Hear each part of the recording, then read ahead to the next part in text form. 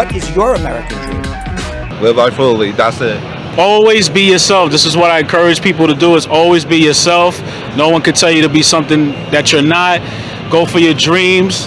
I'm living proof. I'm a photographer who started from the bottom. Now a lot of people know me, so follow your dreams, kids. No matter what age you are, be yourself and follow your dreams. Everyone has a right to the American dream.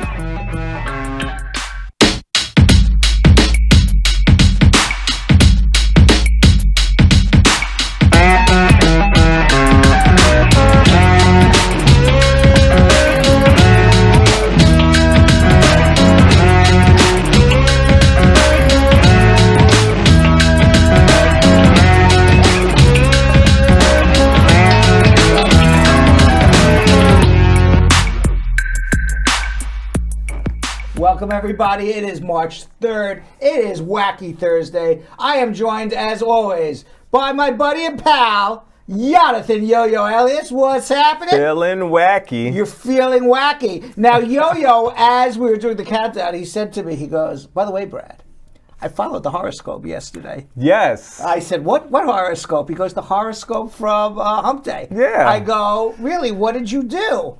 And he said, I was told to contact my contacts. Yep. And he did it. And I did it. And what happened? And I have 2 meetings set up. Wow. Yeah. Wow. 2 really good meetings as well. Really? Yeah. Yeah. I wonder if anybody else followed their horoscope. I hope so. We not just saying it for nothing. You know, my horoscope was a little self-care. Yeah. Yes. Are you going to do that? I will. This now weekend? that I know that this stuff works. Yeah. Right? Now, yeah, I think tonight is bubble bath night. There you go. Yes, and then my horoscope said be prepared for love on March 5th.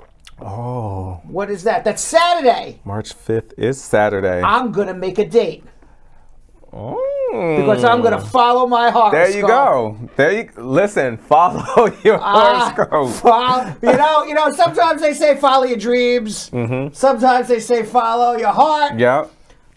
Today we're saying follow your horoscope. All right. Let's say hello to Jessica Levy. Joelle, how are you? Pepe Samuel, squad up. Joan Erica, squad up. How are you? Dembasau. Pamela Laird, squad up. 100% heart. Jamaica and prayer. That's a good set of emojis right there from Pamela Laird. Carol the Tiger, how are you? It's apple pie. Coming in very sweet. Jeremy Nika, squad up, how are you? Elizabeth Francis has a roll call of people. Yeah. She's saying squad up too. And who else we got here? Beryl Eris, squad up. Let's see what's going on YouTube. Charlotte Muso, squad up team. Asif Malvi saying hello. Daryl Winnabaugh. Daryl Winnabaugh is an old name we haven't heard in a while. Have you been watching Daryl and being quiet? Or has he disappeared and returned from a long trip? I wonder. The Top Cat double fisting Elisa Stone. I believe that's Asila Enotz, right? Elisa Stone or no? Why do I think that's the same person? I don't know. Reveal yourself, Elisa Stone. Reveal yourself. Jeremy Goldberg with Poetry Thursday. Life around us is pretty insane. It sums it up, yes. Yes. Life around us is pretty insane, from the pandemic to the situation in the Ukraine. But I know one man who will cleanse our brains. It's Brad Bernstein. All aboard the immigration train. Yeah.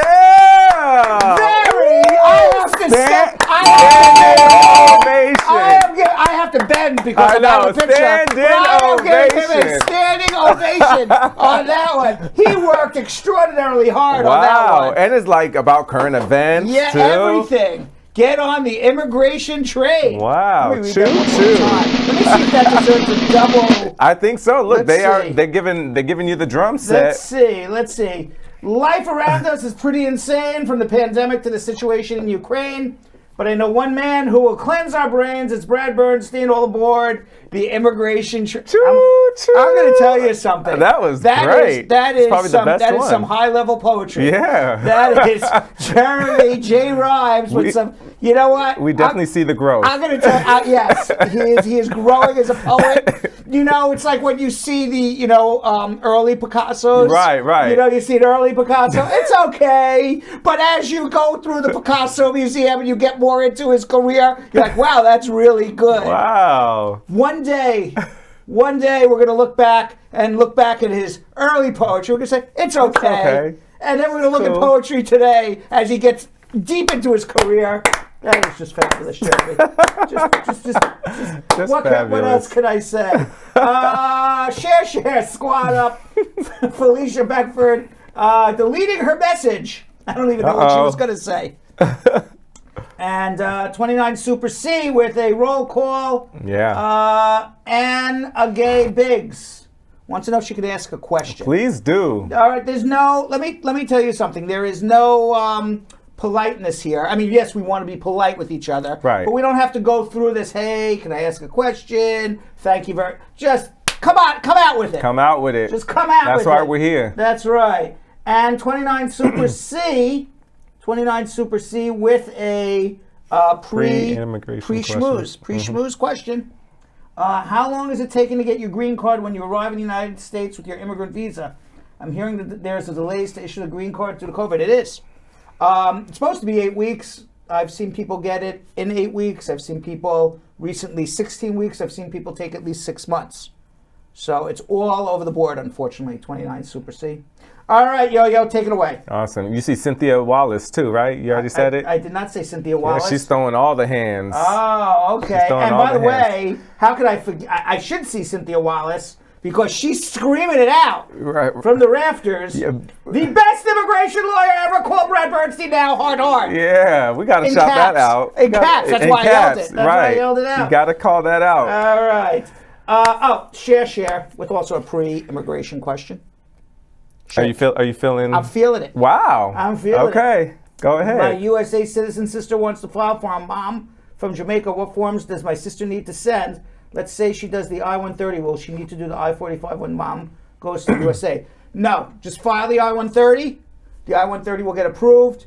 Make sure you check off the box on the I-130 that she's going to process at the U.S. Embassy in Kingston, Jamaica. They will forward the I-130 to the National Visa Center. The National Visa Center will send you a bill to pay some fees. You'll pay those fees. Then they will send you affidavits of support, DS-230 for biographic data, and instructions on other documentation that you got to upload to the NVC. Once you do all that, it gets transferred to the U.S. Embassy in Jamaica. She will go for her immigrant visa. If it's granted, they will give her a link to pay for her green card when she enters the United States. No I-45 needed. I just went through the whole case. There you go. Nice. Yo-Yo, take it away. Absolutely. All right, squad. You already know what time it is. Like we said earlier, throw in your questions now. Throw in all of your immigration questions at the beginning of the show. It makes sense because we take the beginning questions. Most of the questions that you throw in the beginning of the show will be answered. The ones after, towards later of the show, we can't guarantee it. What's up? Magic 8 Ball. Will we take the immigration questions that I ask now in social media? It says definitely. There you Magic 8 Ball. Will I be able to get to every question in social media if it's asked in an hour from now? Outlook, not so good. There you have it. Magic 8 Ball is never wrong. Never wrong. I haven't asked the Magic 8 Ball. See, there you go. I'm telling you guys, throw in your questions right now because it's a better chance of them getting answered. All right, so now also remember, we need you guys to share this to any and everybody you think might enjoy the show or need help because we're helping people all over the world, all right? It's in your hands. We need you guys to share because we're about to start schmoozing with Brad. He's going to fill us in on the latest headlines, including the ongoing invasion of Ukraine by Russia, that according to the UN has now resulted in more than 1 million refugees. And today is, of course, Wacky Thursday, so that means we're going to be spanning the globe for stories that will pique your curiosity, like why a doghouse from Costa Rica was estimated to be worth, get this, $300,000. I know that ain't the doghouse that's worth the penthouse. $300,000. Did you read that? Maybe why is the penthouse from Costa Rica? No, the doghouse. The penthouse. Because I hope that's not the doghouse. I don't know any doghouse. For $300,000? That doghouse better be lined in gold. Did you see that picture? Let me see the picture of the doghouse. I know that ain't no $300,000. I don't even know what the story is. Right, All right, we'll figure it out. Right, we'll find out. Later. And of course, you can call. Are you sure I didn't read Penthouse? Right? No. All right. Later, we can call Spawn Bernstein 1-800-529-5465. Internationally, it's +1 212-227-8933. That is the number to call to get your immigration questions in our meat and potatoes. We do have some open lines right now, so if you do call, we will get you on our show. Probably later, we'll be locked and loaded. Cool. And later in the show, after meat and potatoes, after we do social media check-in, people are like watching for the first time. What do you mean meat and potatoes? You'll see. Later in the show, we will go to New York City Comic Con, where our very own, beautiful Vanessa Contreras spoke to attendees about how comic book culture provides a lens into what's hot and important to societies around the globe. Awesome. All right, ready to schmooze? Let's do it. All right, let's do it.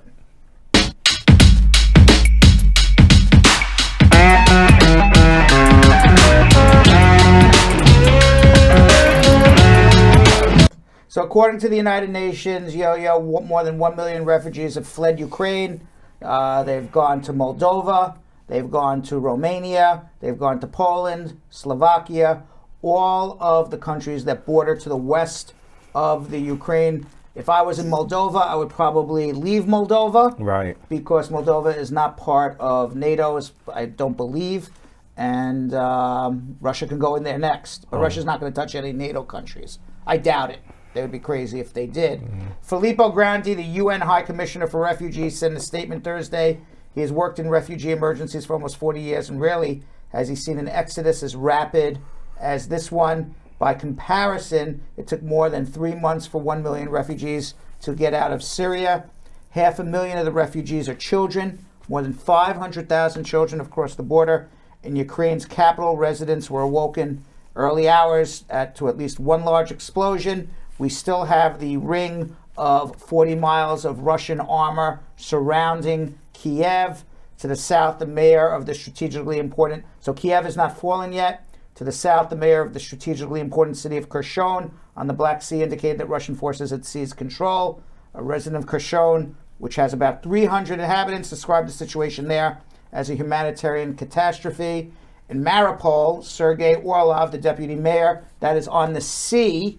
Mariupol, that is a little east of Odessa, which is the fourth largest city in Ukraine, said that the southeastern city of Mariupol has faced 26 continuous hours of shelling and also warned of a humanitarian crisis there. Further north, Ukrainians' resistance in the country's second largest city, Kharkiv, continues to hold out.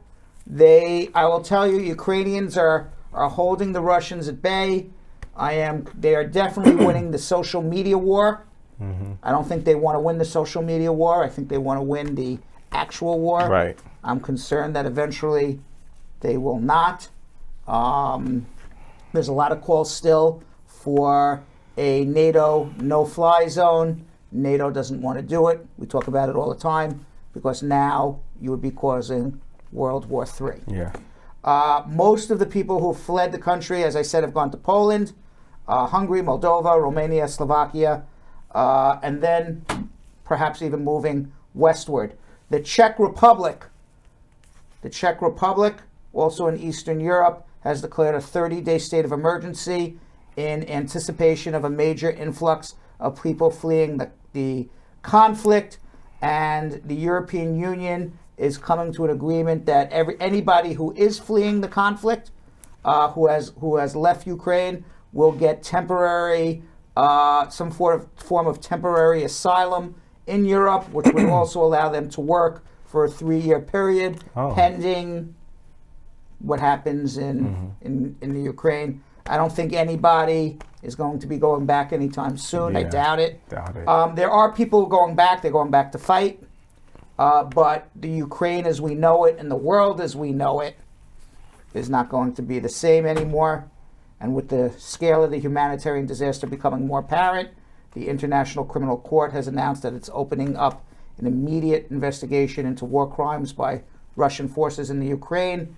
Karim A. Khan said late on Wednesday that the probe was starting after 39 countries that are parties to the Rome Statute that established the International Criminal Court, including Canada and France, petitioned the ICC to begin an investigation. You know who's not part of the ICC? The United States.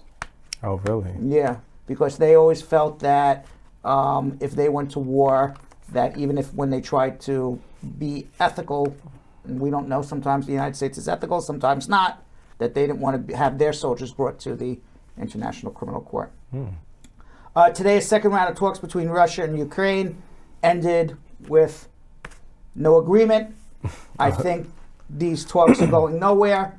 President Putin spoke with the president of France earlier today for 90 minutes, and the readback from the conversation was that the president of France believes that Putin is intent on taking over all of the Ukraine.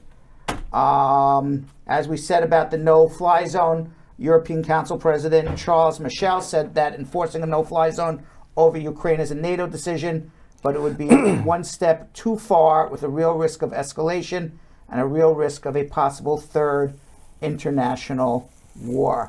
Zelensky, he has put out an official request to join the European Union. It's not going to happen anytime soon. And the European Council President told Anderson Cooper that Zelensky's request was very legitimate, but again, it takes time to do. White House has announced more sanctions every day.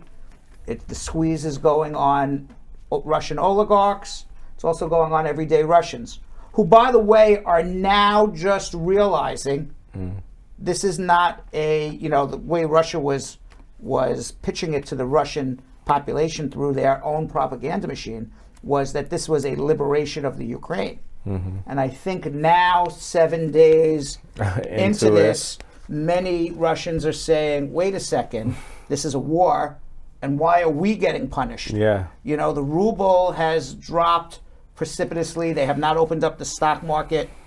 Apple has decided to close down any production into Russia. H&M has closed down their stores. Wow. IKEA has closed down their stores in Russia. So a lot of banks, PayPal doesn't work in Russia anymore. Wow, really? Yeah.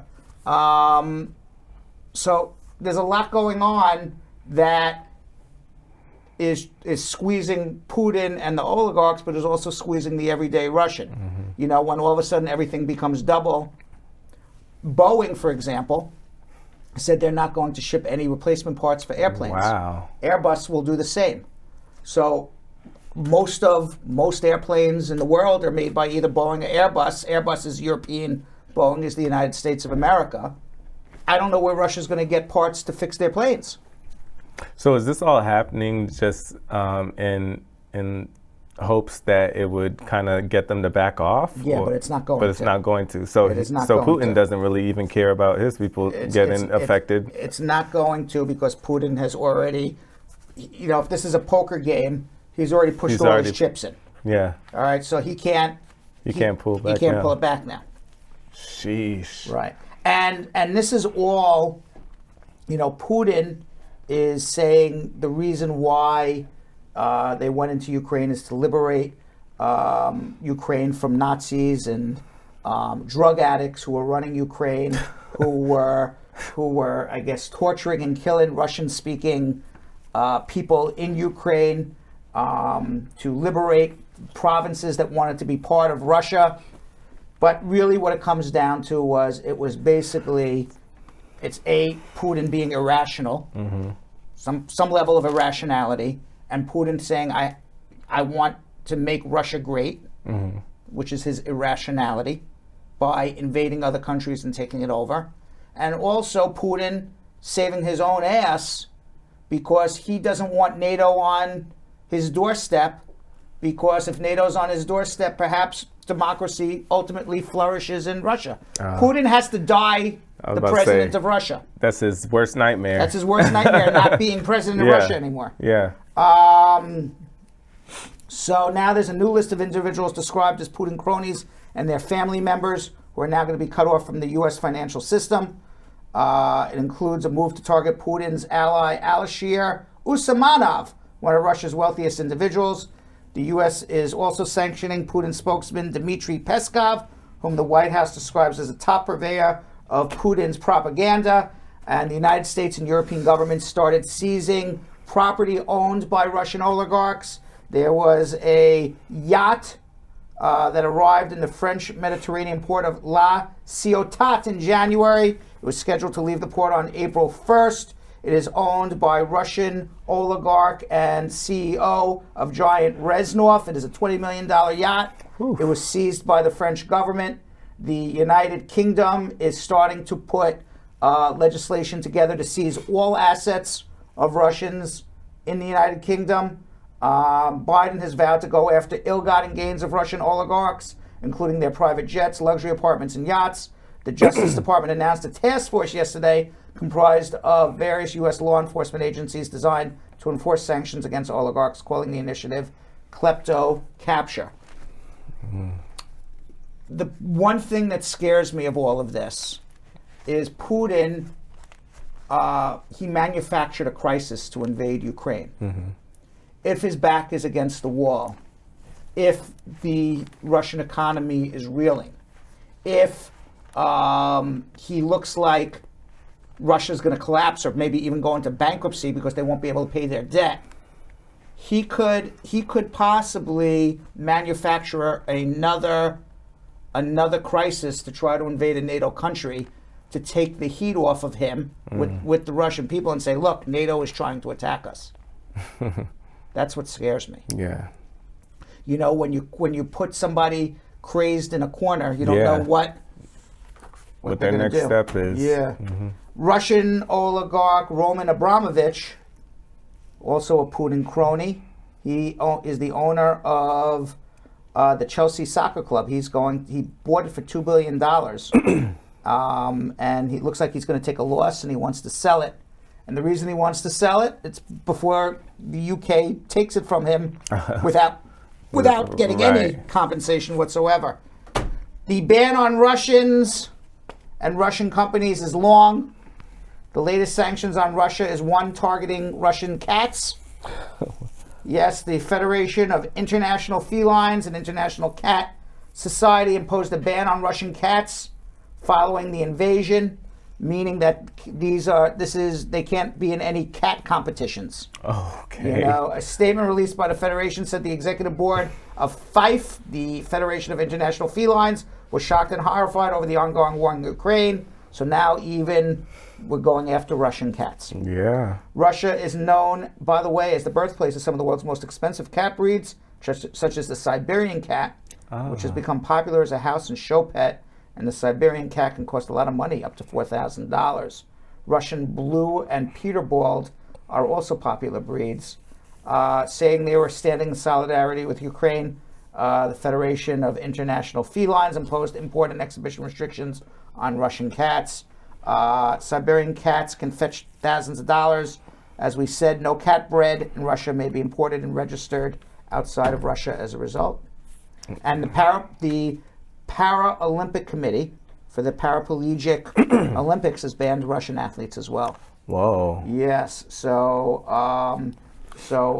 you know, Russians are getting not only the economic squeeze, but they're getting the travel squeeze because they can't travel anywhere anymore, and they are getting the squeeze on the international stage from various groups refusing to go perform in Russia, to being kicked out of soccer. I've seen a lot of soccer, federation organizations kicking Russian teams out, to cats, to the Paralympics.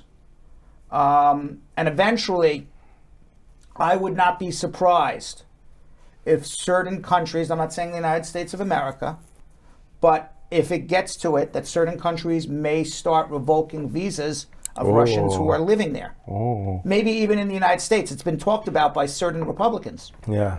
of revoking their visas. Not green cards, not their citizenship, but perhaps Russians who are here on student visas, tourist visas, ESTA visas, that type of thing.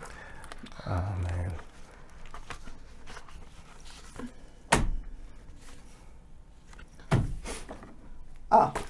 I skipped a section. Uh-oh. Donald Trump. We didn't get angry enough with Putin. We got to now talk about Trump, yo-yo. Oh, Lord. Oh, Lord is right. The House Select Committee investigating the January 6th Capitol riot has now come out and said that it is very possible that Donald Trump and some of his attorneys were part of a criminal conspiracy to overturn the 2020 presidential election. It's the first time we've ever heard that. Yes, it's part of a civil filing to allow access to emails of Trump's former lawyer, John Eastman. Now, Trump's former lawyer, John Eastman, is claiming attorney-client privilege. He doesn't want to give up the emails. And they are now using this information that's coming out of the House Select Committee to say you are not entitled to attorney-client privilege if you are part of a conspiracy to overturn the United States free and fair election, a criminal conspiracy. And if, in fact, it is a criminal conspiracy, which it looks like the House Select Committee is going to come out and say, they don't have, the House of Representatives, the Congress does not have any authority to bring criminal charges against Donald Trump. But what they can do is they can refer their findings to the Justice Department. Merrick Garland is the U.S. Attorney General. Just ironically, it was the Republicans who barred him from becoming a Supreme Court justice in the last year of Obama. And now he is going to preside over deciding whether or not to charge the most popular Republican with a crime of subverting the U.S. election. What will also be interesting is if they do this before the midterm election, after the midterm election, if Donald Trump may very well decide to run for president before any criminal charges come out, so he could say, this is a political stunt to prevent me from running for president. I see him doing that. Just so it'll be very interesting to see at what point they bring criminal charges. Is it before Trump says he's going to run for president? Is it going to be after? Is if Trump thinks he may not want to be president, but thinks he's going to be charged, says, okay, I got to run for president because it's my defense. That's my defense. And then he can use that to lather up his base, to get his base to come out and vote for him. And there could be a situation where you have a person running for president who's being charged with felony and subverting the U.S. election, who could possibly win the election. Right. That's the scary part. And the wildest part. Could still win. That would make what's going on anywhere else in the world crazy. Right. And there was a Green Deal the United Nations Environment Assembly approved a landmark agreement to create the world's first ever global plastic pollution treaty yesterday. It was member states held talks for more than a week in Nairobi, and it is basically to eliminate or try to reduce plastic debris in the oceans. And we see that every day. I mean, I go to Starbucks now, I can't even get a plastic straw. Right, Yo-Yo? Right. The resolution's written in broad strokes, and as an intergovernmental committee will now negotiate a deal that will have ripple effects on business and economies around the world. There's one area in the South Pacific. What are you reading, Yo-Yo? Breaking news. What's the breaking news? I was going to read it after you were done. Okay, you'll tell me the breaking news in a second because I don't even know what it is. But there's one area in the South Pacific where all that plastic goes. It goes from hundreds and thousands of miles. It's like almost enormous just garbage there because that's where all the I guess water flows. Right. What's the breaking news? So U.S. will allow some Ukrainians to stay in the country temporarily. The Biden administration is offering humanitarian relief to Ukrainians who have been living in the country without legal documentation since March 1st or earlier, signaling additional support for citizens of Ukraine as Russia's military give them advance. Temporary protected status, which we expected. You Right. can't, because temporary protected status is you can't go back to your home country because it's dangerous. Right. Okay, so So you pretty much knew that was going to happen for Ukrainians here. The big question is going to be is we got 1 million Ukrainians in Europe right now. More is going to come across the border each day. How is Europe and the United States and Canada and Japan and Australia and New Zealand and some of the other Western countries, how are they going to divvy up all of these people? That's the thing, yeah. Because they all can't just stay in Romania and Poland. Right. I don't know. Wow. I don't know yet. Yeah. And in coronavirus news, Yo-Yo, Oh, what else? What do I we don't got? know. There doesn't seem there's no more coronavirus. Everyone seems to be okay with it. No, that's not true. No. The National COVID-19 Preparedness Plan has come out. It's going to require additional funding from Congress. It is a plan to prepare for future variants, keeping schools and business open, and continuing to vaccinate the nation in case there's additional variants that come out. The White House has said that we are now moving to a new stage of the pandemic, and the new stage is going to be a stage in which COVID no longer disrupts our daily lives. It is going to be less masks. It is going to be less, are you vaccinated, are you not vaccinated?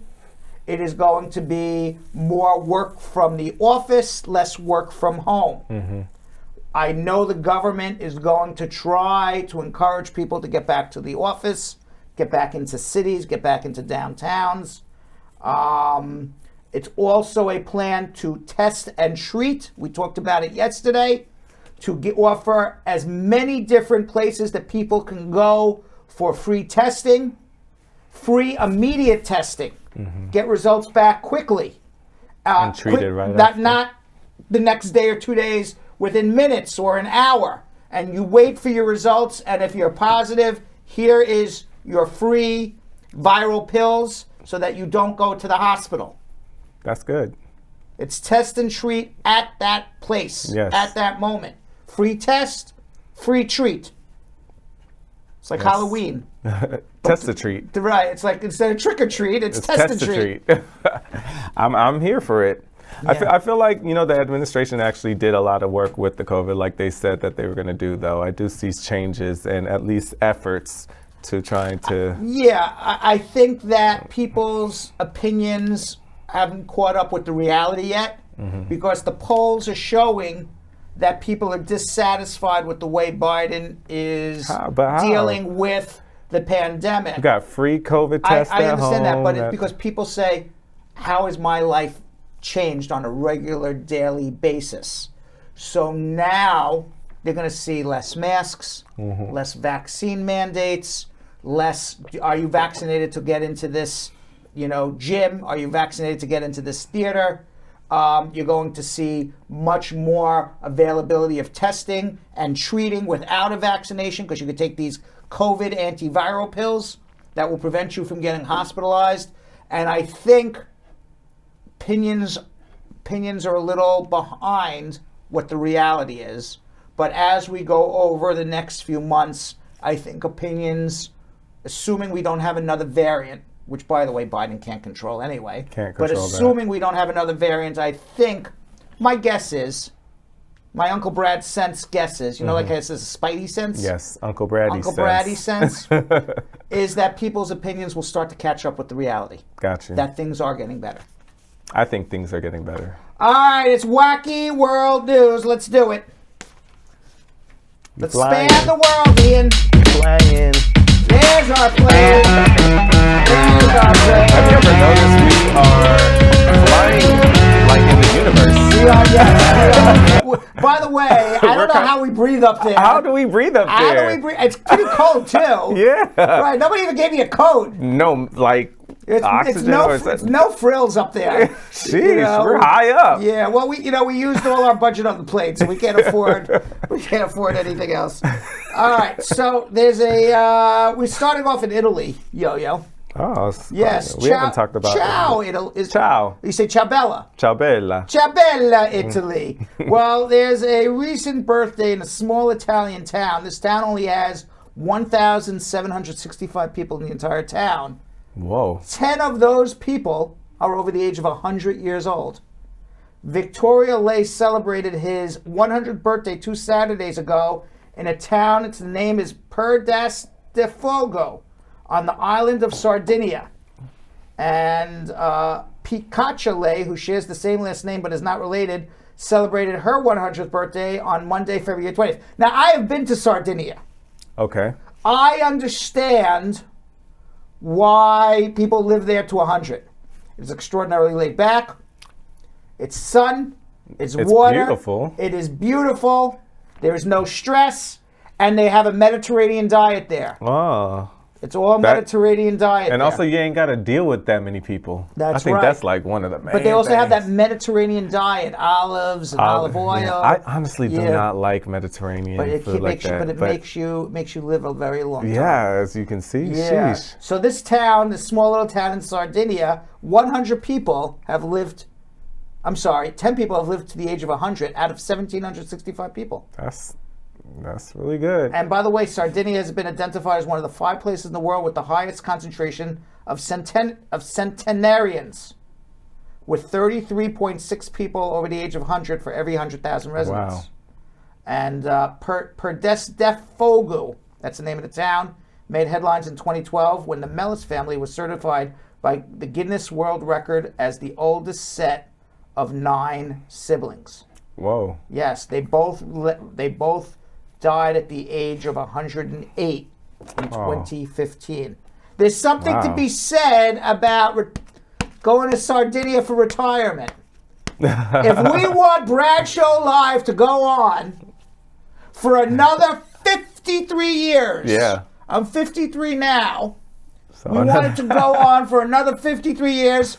Figure I kick the bucket at 106, Yo-Yo. Listen. We got to move the whole freaking show now to Sardinia. I mean, look at that. What do you think? Would you move to Sardinia to live another 53 years? Absolutely. Look at that. It's beautiful. Please. All right, Joe, start packing. Woo! We're going. All right, and now we're up to this $300,000 doghouse, Yo-Yo. Goodness gracious. Let's see What this. is with this $300,000? It was struck by a meteorite fragment in April 2019, complete with a hole in the roof, and it was sold online at Christie's Rare Auctions of Rare Meteorites. The doghouse, the former home of a German Shepherd named Rocky, was projected to be the second most valuable item in the sale, titled Deep Impact, Martian, Lunar, and Other Rare Meteorites. It had a high estimate of $300,000. It did not meet expectations. It sold for $44,000. The doghouse sale went right into the doghouse. Yeah, but even $44,000 Who's buying for this that. thing? So that little hole, because the meteorite was went not included in the sale.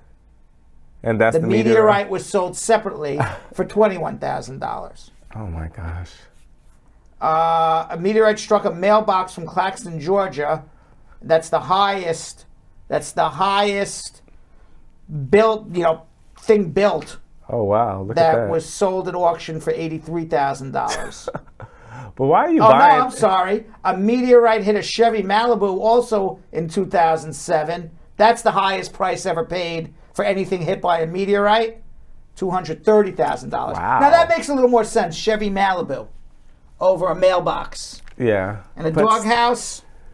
Where Rocky the German Shepherd lived. Look at that doghouse. You can see the hole, but what's the intrinsic yeah, value in that? Yeah. I don't understand what the intrinsic value in that is. I mean, this is wacky news. It is wacky. All right.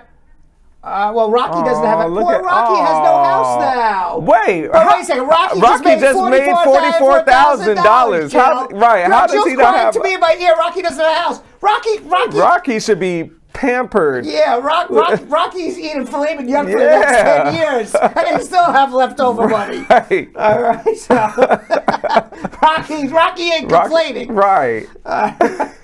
Rocky doesn't have a house. He just made $44,000. Listen, I'll give away that little trash have a house for $44,000.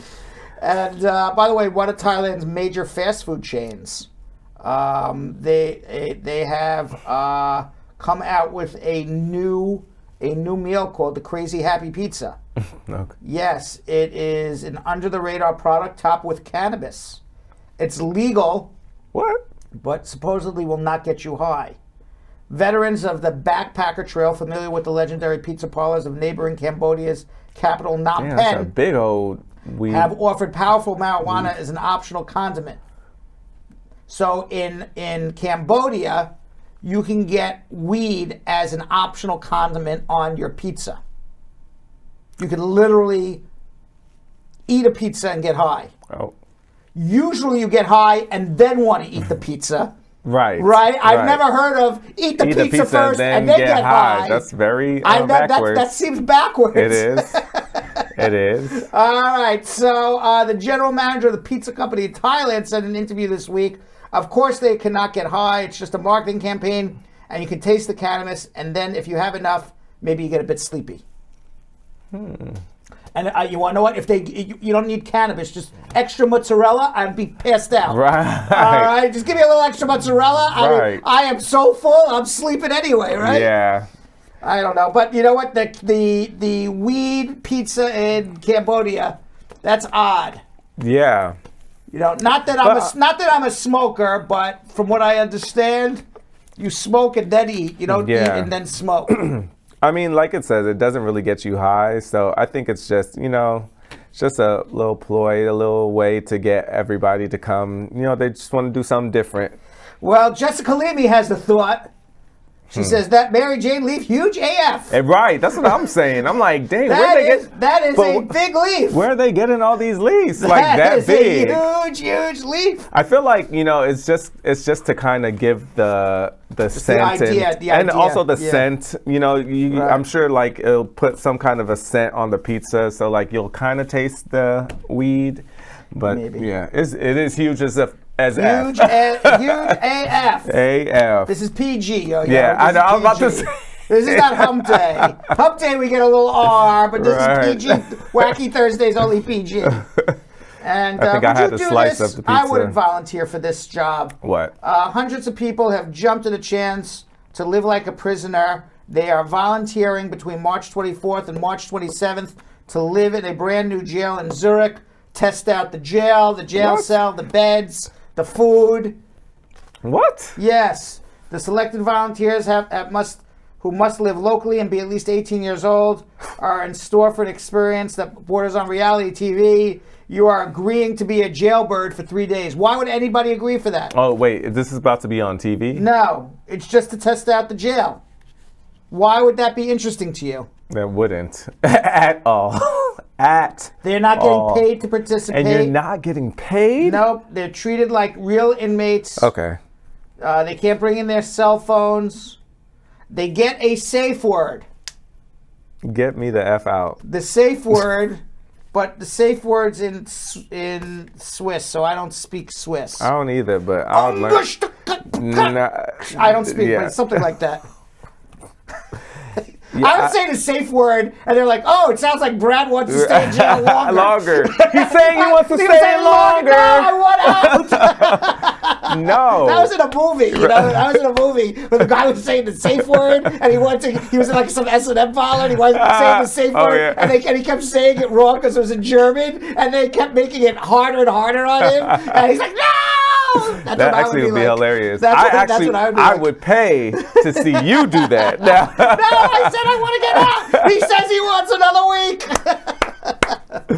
Ooh, yeah, I would never, ever do this. Oh, my God. And finally, this would scare the hell out of me. right out of Snake on a Plane starring Samuel L. Jackson. There was a real snake on board a flight in Malaysia 2 weeks ago. Oh, yeah, someone what? posted on TikTok the silhouette of a long snake. And it could be seen above the passengers on an Air Asia flight leaving Kuala Lumpur to the city of Tawau in Malaysia. And apparently it was a killer snake. They had to land, emergency landing, and they took the snake out. They defungused or whatever the plane, and apparently the people came back on, and there were no other snakes. Wow. Well, actually, I'm sorry. It is unclear what kind of snake it is, but that looks like a killer snake to me. And I think Any snake looks like. And I think if they made an emergency landing, there's Samuel L. Jackson. They probably had him on the phone. Like, what do we do? Get the F off the plane! Samuel L. Jackson. Look at him. Look at the big brain on bread. That's my favorite Samuel L. Jackson line. Snakes on the Plane was the most bizarre movie. I've never seen it. It was bizarre. Were there really snakes on a plane? Yes. Was that really what it was? It was just weird. It was just weird. But yeah, I definitely would not want to be on that flight. Yes, look at the big brain on bread. Of course you love that. I love that from Pulp Fiction. All right, so that's our wacky news. Yeah. And in today's TikTok, let's watch another edition where I answer lots of people's immigration questions. Let's watch. Step by step, go to uscis.gov, find the AR-11 form, fill it out, and submit it. You've now changed your address. Good luck. It depends what you're arrested for. If you're arrested and the charges are dismissed, then, one arrest usually doesn't affect good moral character. It could, depending on what the arrest was for. If you're convicted of a crime of moral turpitude or you're convicted of an aggravated felony, that absolutely can affect your VAWA case. If it's a disorderly conduct, if it's a traffic offense, then obviously not. So it depends what the offense is. And by the way, always tune in to Brad's Show Live 6 to 8 p.m. on YouTube and Facebook and get all your immigration questions live by me every day, Monday through Friday. You can file as many different applications as you want. You could have 1, 2, 3, 4, 5 separate applications filed. Whichever one comes in first and it gets approved, you go with it. As long as you can prove that you lived in the United States for 5 years prior to the child's birth at any time, 2 of which over the age of 14, go to the U.S. Embassy and get your child a U.S. passport, because that child will be a U.S. citizen.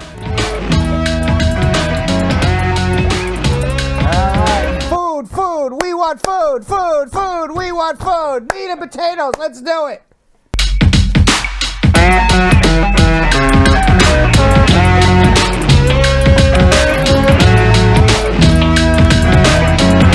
All right, Ladine, how are you? What can we do to help you today? Good night, Brad. How are you? Good. And squad What's going up. on? Yeah. Thanks. Before I go, Brad, thanks for doing what you're doing. My pleasure. We appreciate it. My pleasure. Okay, Brad. I have petition for my daughter in 2016, February 25. And now it's been 7 years. Mm-hmm. I pay all fees. Where's your daughter? She's living in Jamaica. She's single? Yes, she's single. And you are citizen or resident?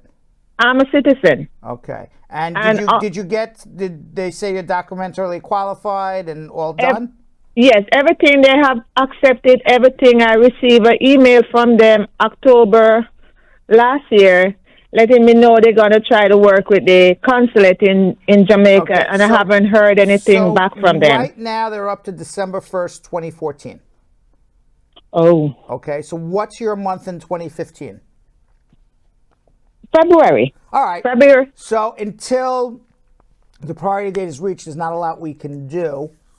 My guess is sometime over the summer, the priority dates will be reached. Pray that your case is down in Jamaica and they're not as backlogged as they are now. But my guess is the reality, sadly, is probably your daughter won't be here till towards the end of the year. The ending of the year? Probably is my guess. Oh, my God. I'm sorry about that. No, okay, Brad. Thank you. Hang in there. Yeah, I appreciate it. And squad up again, Brad. Thank you. Okay, bye. All right, let's go to Emmy in Houston. Emmy. Hi, Brad. Hi, how are you? Very well, and you? Good, good. What's going on? Everything is good. Thank you for everything you're doing for us. I appreciate it. My pleasure. Okay, Brad, I have like 3 short questions, please. Sure. My daughter, 15-year-old, has an expired passport, and then I wanted to file I-485, 765, and for her, how old is your based daughter? on How old is your approved daughter? VAWA. How old's your daughter? She's 15. She just turned 15 in November. Okay, and what is your status? I just got an approved I-160. VAWA case. Sorry, I-360. Okay, all right, so fine. Yeah, your daughter, did you file an adjustment? That's what I want to do for her. My adjustment is already pending. Yes, so you I can filed file, it with you the can VAWA. file an adjustment for her as a derivative beneficiary right now. Okay. So you would file with a copy of the approved I-360 and the I-485 and the I-765 for a work permit and the I-131 for an advance parole. She doesn't need an affidavit of support. She doesn't need an I-130. She doesn't need a separate I-360. So you're basically just filing the adjustment application as a derivative beneficiary. Obviously, you have to show her birth certificate to show that she is your daughter. She would need a medical examination, but it's pretty straightforward.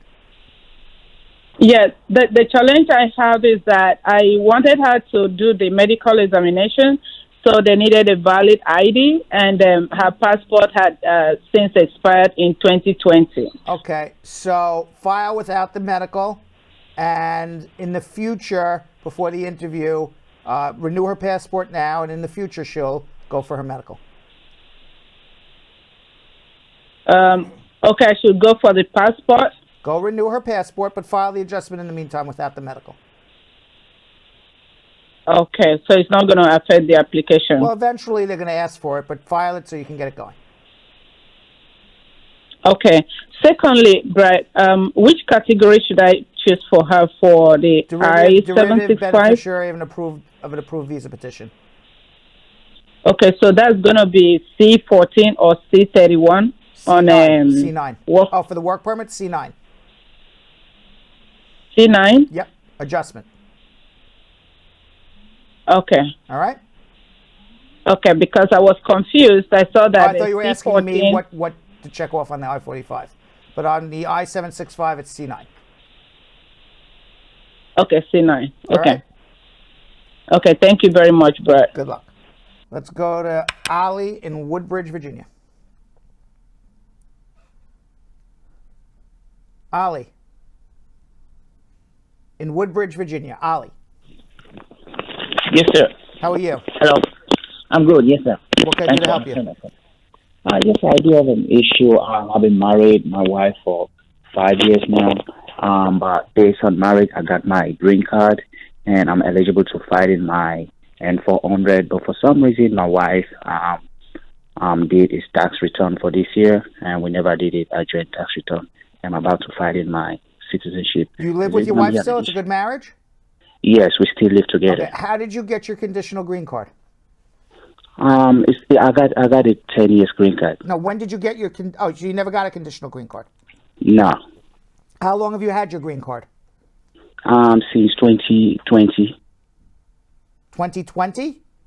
Yes. Well, you can't do your citizenship anyway till 2023. They said November. I'm eligible in November. Why November? You got it in January 2023? 2020? Yes. Okay. So then amend your tax returns or wait 5 years. It's going to be one or the other. Oh, okay. Even though she's under my insurance, medical insurance. Amend your tax returns or wait 5 years. You don't go with a joint tax return, you're getting denied. Okay. All right. All right. Thank you. You're welcome. Yeah. Marita in Salt Lake City. Hello. Hi, Marita. Okay, hi. I have a question. So, is my 44-year-old husband an automatic citizen through his adopted U.S. born in America mother? So, No. husband born and adopted. Huh? The answer is no.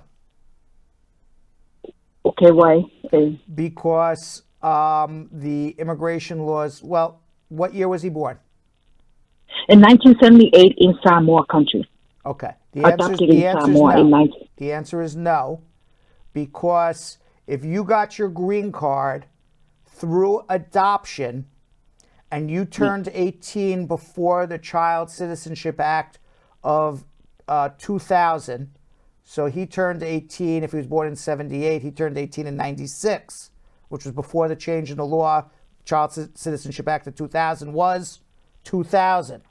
You did not become an automatic U.S. citizen living with your parents as an adopted child unless your parents affirmatively filed an N-600 application before his 18th birthday.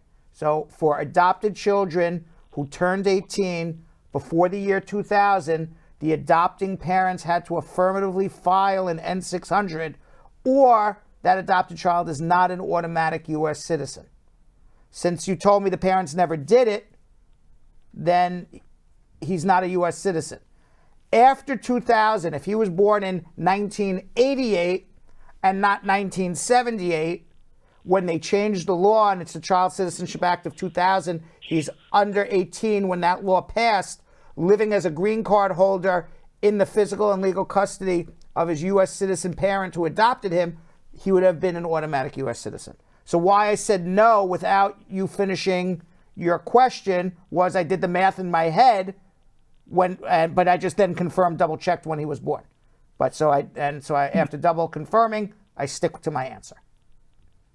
Oh, thank you, sir. So no is the answer. And then fast forward. So now that it's confirmed it's not bad news for us, but he had an aggravated felony in 2005, a case of attempted sexual abuse of a child, third-degree felony. Convicted and served 6 months in jail, and a year later, in violation of not seeing probation, and judge ordered 3 more years of probation and therapy and 10-year registry. He completed probation and therapy in April 2011. In April 2011, he got his renewal green card of 10 years with the crime. In April 2020, charged with registry violation, third-degree felony again. He complied for 9 years and good character moral since 2005. But COVID year in 2020, he forgot due to lots of stress reasons. In April 2021, his green card expires because we were advised not to due to these 2 crimes. In February 2022, convicted and was sentenced to plea in abeyance for 3 years. It will be dismissed after 3 years if not violating a law. Where is his situation at? Is there a waiver for his situation? He's in America. He's an aggravated felon. He was an aggravated felon for sexual abuse of a minor. He was a second aggravated felony for violating probation on a felony. That in of itself is an aggravated felony. And I don't even understand what happened in 2000, but either one of those cases makes him automatically deportable unless the only way to beat a deportation on aggravated felonies after 1997 is either prove you're a U.S. citizen, which we just determined he's not, or apply for something called Convention Against Torture, that his life is in danger if he's deported and goes to another country. Short of that, he's lucky he's here because he's automatically deportable, unfortunately, for him. Yeah, but he renewed in 2011 and got his...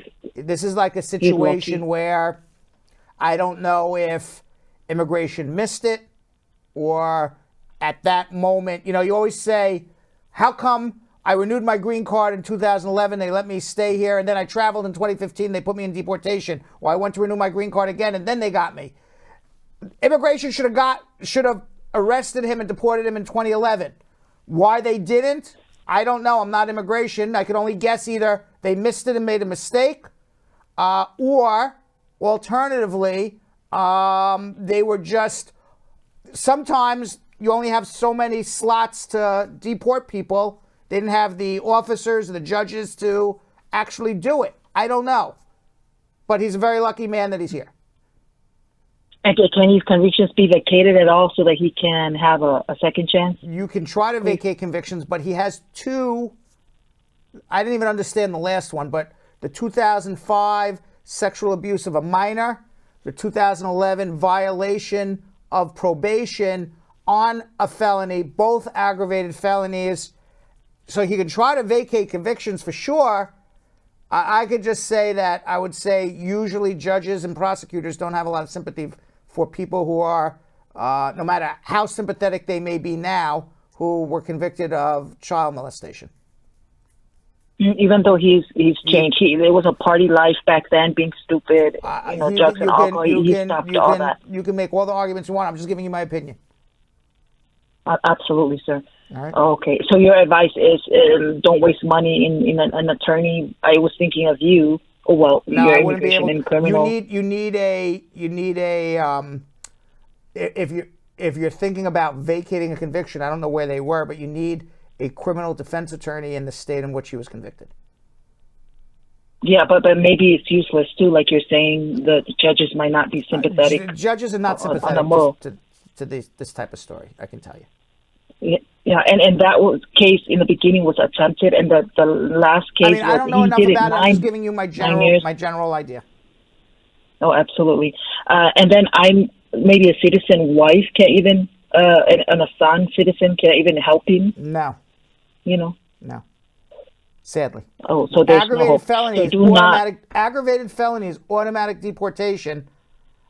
He's got at least two. I didn't even get when you said the 2000. I didn't even understand what was going on. But in my head he already has two. Oh yeah, it was a plea in abeyance, and if he does well in 3 years, it'll be dismissed. What was it for? For violation of not doing the last year of registry. So he complied 9 years. So it's possible even that third one's an aggravated felony too. Okay, so I don't see any judge trying to vacate all three of those. I understand. Three. What is it? The green card is expired. Is he legally? He is a lawful permanent resident. Whether you have a green card or not, different than a 2-year green card. I'm talking about a 10-year green card. If you have a 10-year green card and it expires, you are still a lawful resident of the United States of America. So you are only no longer a lawful resident of the United States of America once a judge orders you deported and they physically throw you out of the country. So he is going to live his life here, presuming nobody comes for him. He's going to live his life here as a lawful resident without evidence of lawful residency. And he's been with this job for over 12 years. He can keep that job. You're pleading to the wrong person. I'm just telling you what it is. So you're going to tell me, well, he was here for 12 years and he has this, and he works at the soup kitchen every Sunday, and he gave his left kidney to his grandfather. It doesn't matter. Aggravated felony is aggravated felony. I'm just being frank. I'm sorry. It's another last question in regards to his legal right to work. He has a legal right to work. He's a lawful resident. He has a legal right to work. Oh, absolutely. Okay. All right. What about me? I had a thing in 1998. Do I have a chance of? It was like you're a green card holder too? No. I'm American Samoa, a citizen. Yeah, American Samoa territory of the. Yes, a territory of America. I understand. And I had national, right? You have to apply for a U.S. naturalization. But I had a felony in 1998. For what? Aggravated felony in 1998. Second-degree assault. Did you go to jail? Yes. Yes, I did 3 years in prison, mandatory. Okay, so that would prevent you from becoming a citizen too, because that makes you an aggravated felony too. But because you're American Samoan, they're not deporting you. Oh, yeah. Okay. So no chance of citizenship for me then. No. Okay, but I'm grateful for the privilege. Right. Okay. Thank you, sir. Right. Thank you so much. I'm sorry about that. You seem like a nice person, but all sorts of problems between you and your husband. I'm sorry. Oh, no problem. I really appreciate what you do. Bye-bye. All right, let's go to Mike in Monticello, Utah. Hello, Mike. How are you? Hello, Brad. Thank you for accepting my call. My pleasure. So, I have a question about my N400. I'm planning to apply for the U.S. citizenship, but I had OWI last 2019, but it was expunged. Yes, sir. What's OWI? It's a DUI. What's the difference between DUI and OWI? Am I missing something? No, What does it stand for? it's drinking, something like that. It calls OW here in like Iowa. orange? Yeah. Okay, maybe that's something. Okay. So is it a DUI or a DWI? DUI. Okay. I'm sorry about that. And is this your only offense? Yeah. You go to jail? First offense. No. All right. And what happened with the case? It was expunged like last 2020. Not expunged, but were you found guilty at one point?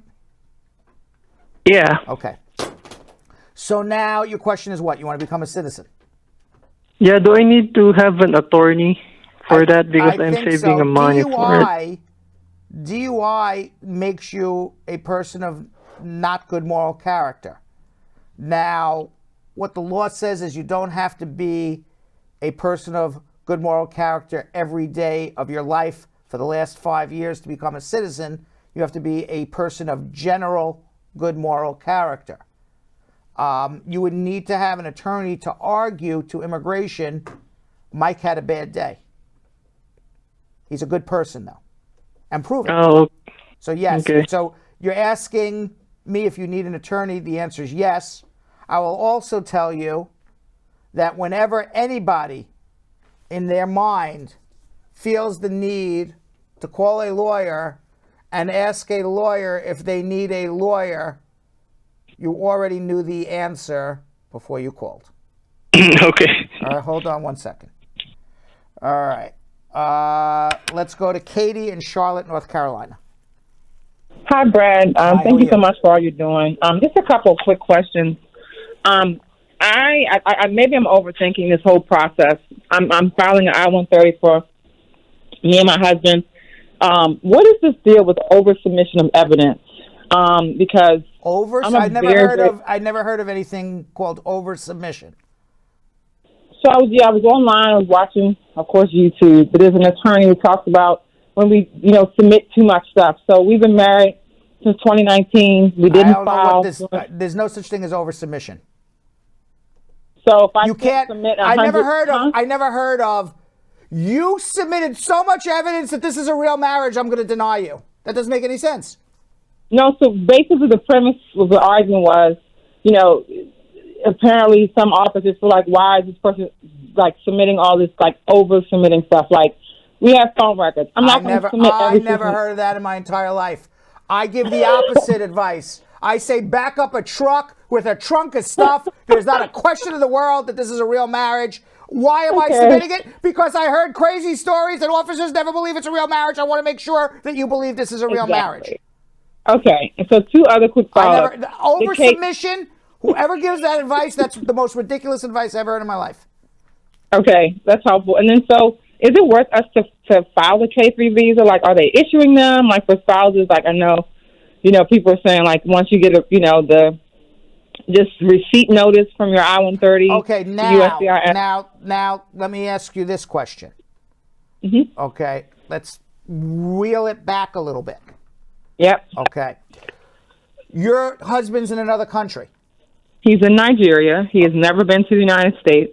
Okay. I've gone there over 8 times in the past 5 years. You don't need to submit any evidence with the I-130 to get it approved that you're in a bona fide marriage. So you don't have to submit anything. All you got to do is, here's the marriage certificate, here's the divorce decrees if you were ever divorced before, here's proof I'm a citizen, here's a birth certificate, file the I-130, it's going to get approved. Whether you submit a ton of stuff or no stuff. At the interview in Nigeria, that's when you got to show up with a trunk full of stuff to prove it's a real marriage. Okay. So it's not at the I-130 stage. I thought you were filing an adjustment, so I apologize. No. Okay. It's I-130 and I'm filing here. Okay, fine. Here. You don't even need to submit anything. Just fill out the forms with proof you're a citizen and proof you're legally married. File it, get it approved. All the evidence of the bona fides of the marriage comes at the end at the U.S. Embassy. That's when you got to put everything together and you bring everything in the kitchen sink. Okay, and then what is the wait time as far for as the K3? Yes, do it. Yeah. It's sometimes or many times speeds it up. Okay, and then this is the last one, Brad. Again, thank you for everything. So helpful here. The wait time for the Texas office is, on where we are, we have to file to the Texas office or whatever. What's the wait time for I-130? Is it like a whole year? It's over a year. But file a K3 when you get the receipt notice back on the I-130. File the K3.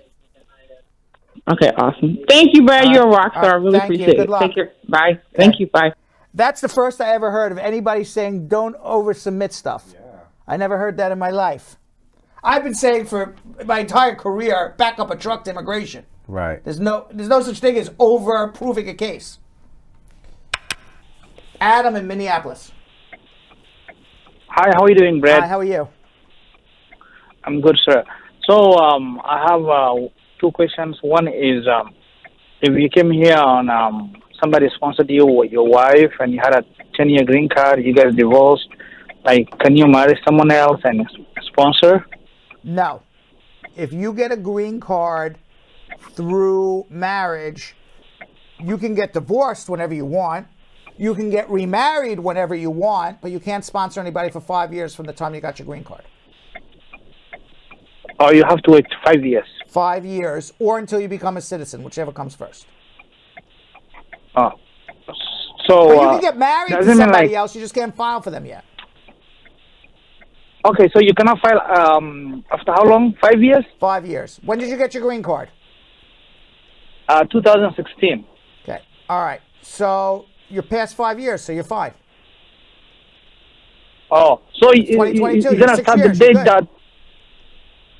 So it's going to be the first day you get the green card? That's when they're going to count? No, they count from the day that it says on your green card you've been a lawful permanent resident since this date, whatever that date is. Which is usually the day you adjusted your status to the day you entered America, United States. Oh, okay. All right. So the other question I have is I-1, what's it called, the I-751, it was taking like 18 months, then is it like 2 years to do the interview? Right. What's the question? Okay. Thank you, sir. That's all. That was a statement, and I said that's a correct statement. Oh, yeah. Okay, yeah, that's the question I have. Okay, thank you so much, sir. I was just thinking when I said America, and then I said the United States. On TikTok, I get so many comments. They're like, why does everyone in the United States think the United States is America? I'm like, it's just a form. I'm like, relax. You know, people, I'm like, relax. It's just the way I talk. Right. You know, America could be Mexico, could be Canada, could be, I'm like, come on, relax. I'm just, it's just the way I talk. Right. It doesn't mean that I don't, So now I'm trying to catch myself when I say America, United States. Picky. Picky. Shaman in Los Angeles. Hi, Mr. Brad. How are you? I'm fine, thank you. I have a question. That is, after getting the I-485 denial, it is saying that you may not appeal, but you may file for motion to reopen or reconsider in 33 days.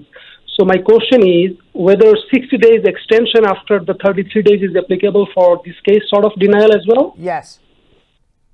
Okay, and they said that you may not appeal or you may file for reconsider or reopen. So does it mean that I cannot appeal? There's no appeal of a denial of an adjustment. That's exactly what it means. Now, okay, so, yeah. I have no idea why your case was denied. Okay. But yesterday, we got a call from somebody who said, my adjustment was denied in 2019. I made a motion to reopen and reconsider. It's still pending. And I said, yes, because motions to reopen and reconsider take years. It's actually quicker to refile and get it done right the second time. So I'm going to give you that advice too.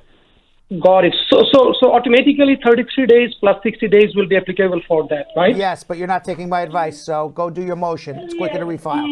Hold on. Thank you. Thank you so much. He doesn't take my advice, but okay. Sam in Atlanta. Yeah. Hey, Brad. How you doing? Good. Yeah. Okay. I went for a green card interview 2 weeks ago, and the ISO and the floor supervisor and they said they have to reschedule because they can't find because of my file did not arrive on time. It happens sometimes. So on that very day, my case and status changed to interview was rescheduled, and it's been 2 weeks. I'm yet to receive the 2 new weeks? appointment. Yeah, it's more than 2 weeks now. Okay, wait 4 months and then call me. 4 months? Yes. Okay. All right. Okay. Your file doesn't show up miraculously in 2 weeks, but wait 4 months. If it still hasn't shown up and you still don't have an interview, call me. Okay. All right. Thank you. You're welcome. All right. Let's go to Bhuvanesh in Long Island. If I got that Hi. right. How are you? Hi, Brad. Hi. Good. Thank you. What's going on? Thanks for taking my call. My pleasure. Yeah, Brad, I came here in 2001. I had a political asylum case, and which was denied in 2009, and I had removal order. Hello, Brad, you there? I'm here. I'm listening. Yeah. So I had a removal order, but in 2005, I got married to U.S. citizen, so I have a daughter, and my I-130 was approved. When? But it was approved the same year when I applied in 2000. How did you take a removal order in 2009 if you're married to a U.S. citizen in 2005 with an approved I-130? No, I got married in 2004. Why did you take a removal order in 2009 if you got married in 2004 and married to a U.S. citizen with an approved I-130? No, sorry, 1999. I'm sorry. 1999 I had a removal. I came here. Okay, so that's a different in date. 91. I understand. Yeah. Okay. Yeah. Have you made a motion to reopen your case? I did, but they did not, Try it again was, now based on prosecutorial discretion. You have the right to reopen your case for prosecutorial discretion. Then you get before a judge, and then you can adjust your status. So now's the right time to do it. Hold on 1 second. Let's go to Boris in Landa, Maryland. Hello. Hi, Boris. How are you? Good, sir. I have a question. I want to know.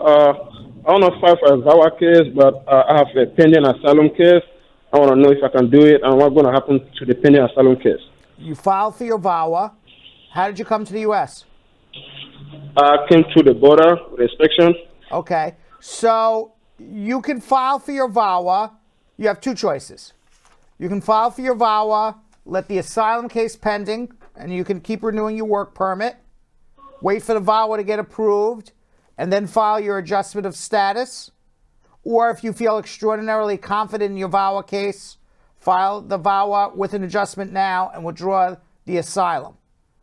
My guess would be it doesn't hurt to just file the VAWA, let your asylum pend, so that way in case your VAWA is denied, at least you still can fall back on your asylum. And once the VAWA is approved, withdraw the asylum and then file the adjustment. Probably what I would do. Okay, sir. Thank you. Appreciate it. Let's go to Chitty in Little Rock, Arkansas. Chitty. Yeah, hi, Brad. How are you? I'm good. Good evening. Good evening. So I have a question.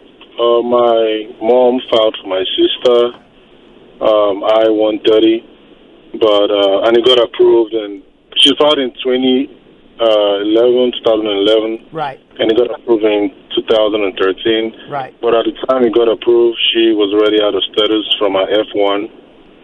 So I'm trying to see, is there a way, because we've met some lawyers and, they Who said, filed she can't. into that? Was your mother or your sister?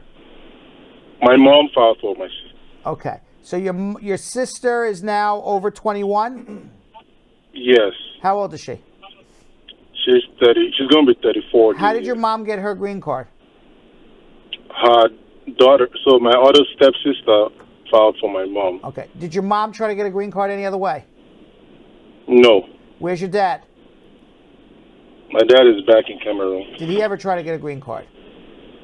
No. All right. So your sister has to file a provisional waiver, get it approved, go home to Cameroon, and come back.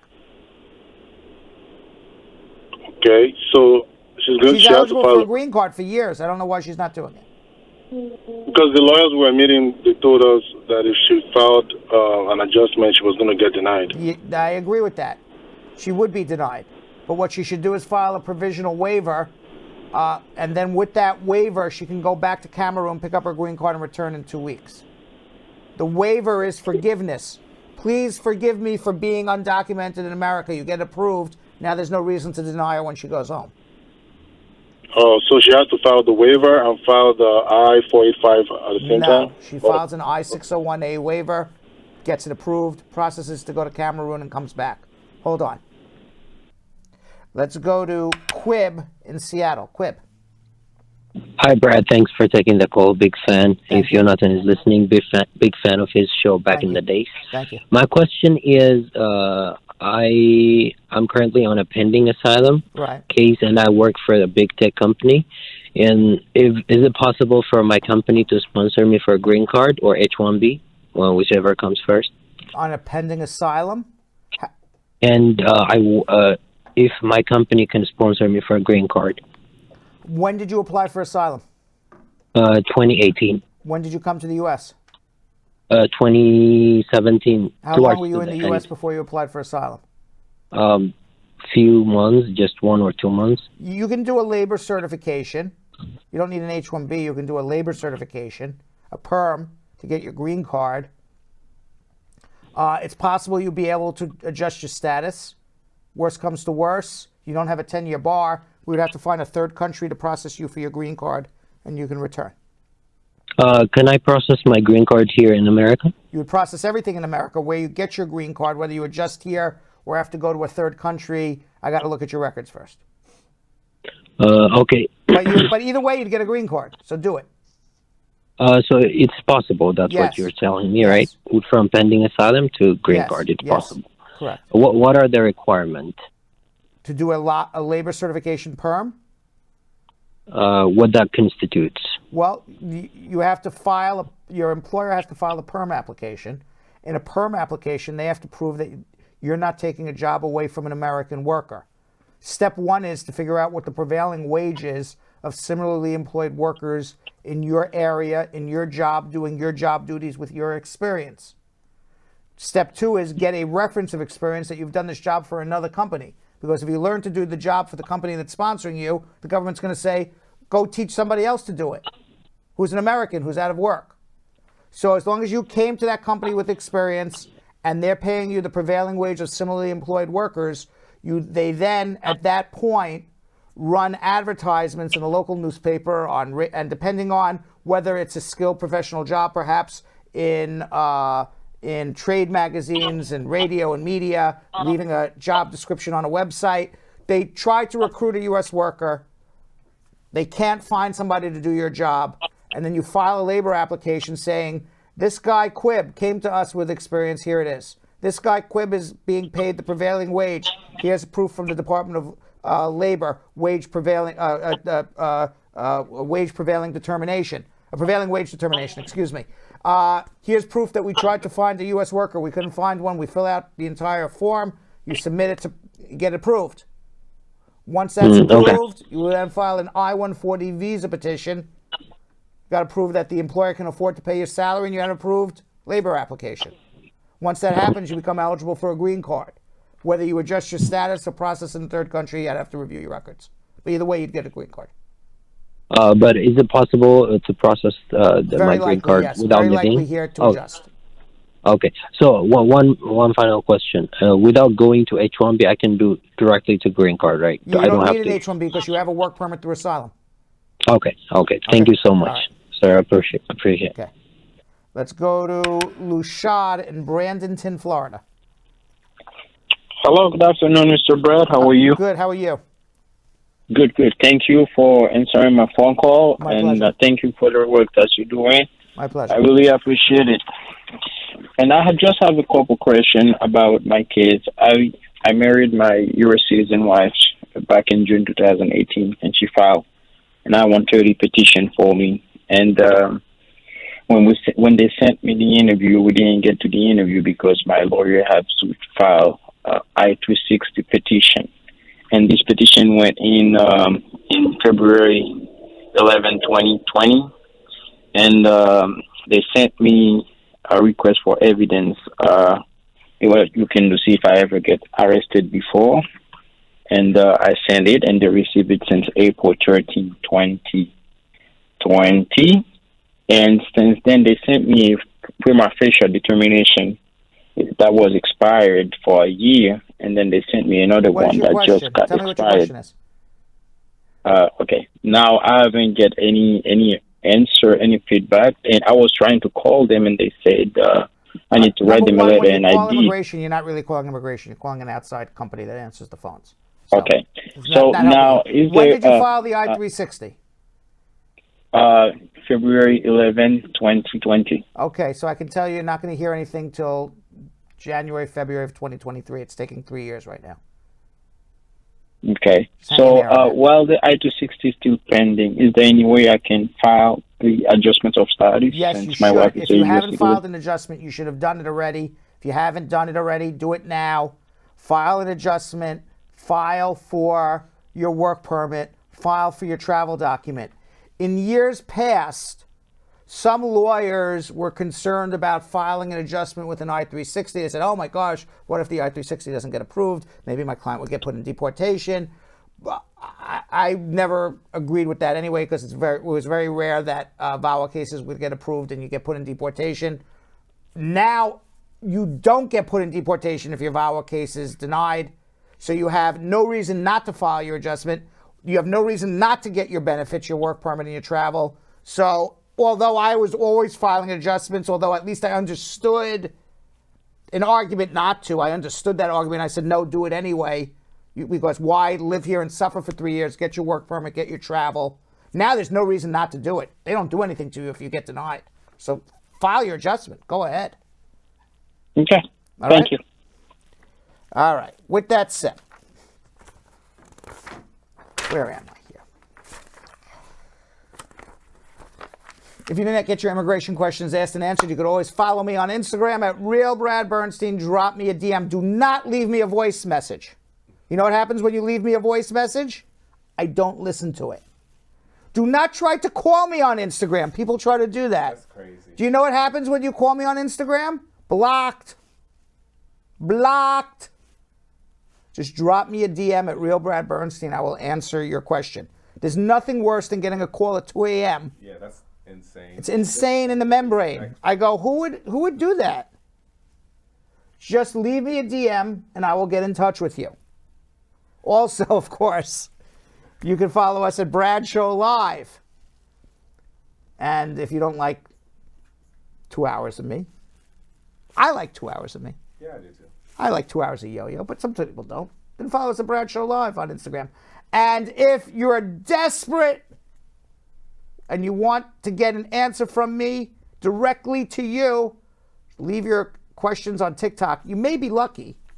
Can't answer them all, but you may be lucky to get a personalized video from me answering your immigration question for the entire world to hear. And Yo-Yo. Yep, you guys can follow me at Jonathan Elias TV on Instagram. And later in the show, we will go to New York City Comic Con 2021, where our correspondent, the beautiful Vanessa Contreras, that's not her. There she is. In the Batwoman outfit, spoke to attendees about how comic book culture has enhanced their lives, and there she is, and introduced them to societies all over the globe. Yes, and in this VIP outtake, award-winning children's author Angela Cervantes tells Brad about her book Letty Out Loud and who inspired her to write it.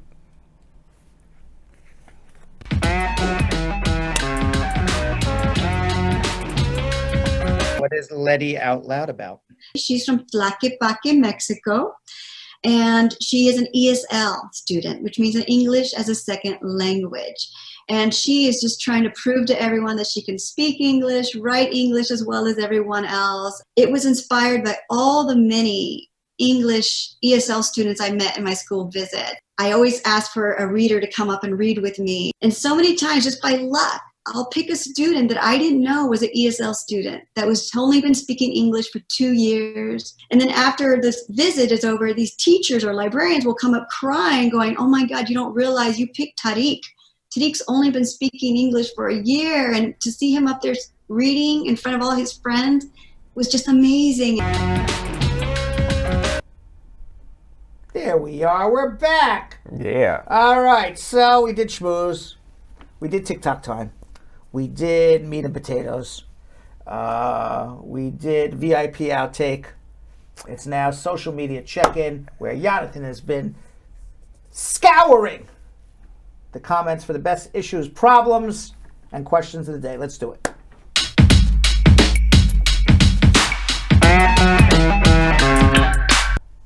Jen Gel on YouTube. I'm planning to process the I-130 this year based on a marriage petition, but during 2019 I had a removal notice, but I didn't attend any hearing.